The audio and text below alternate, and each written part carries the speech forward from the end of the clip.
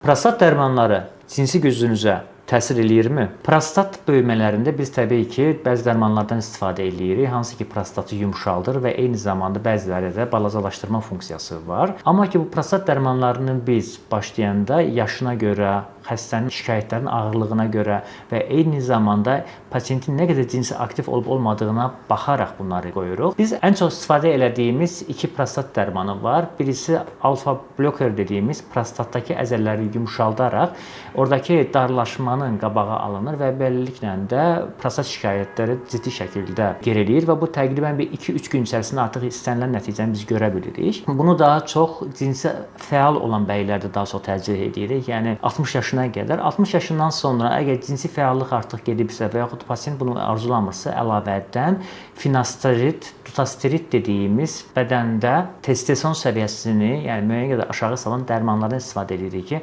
hansı ki 6 ay içərisində bu dərman prostatı balacalaşdırır və müəyyən qədər də artıq o darlığın qarşısı alınmış olur. Beləliklə pasiyentdə gür şəkildə sidyaya çıxa bilir. Amma ki təbii ki 50 yaşlarda prostat böyüməsi ilə olan pasiyentimizdə biz bu dərmanları verdiyimizdə ciddi şəkildə sərtləşmə problemlərindən və istəksizlikdən əziyyət çəkir. Hansı xəstədə hansı dərman daha düzgün tərcihdir? Bunun qərarını təbii ki uroloq, androloqlar verir və xəstənin şikayətlərinə görə bu ikili kombinasiya olacaq şəkildə də verilə bilinir.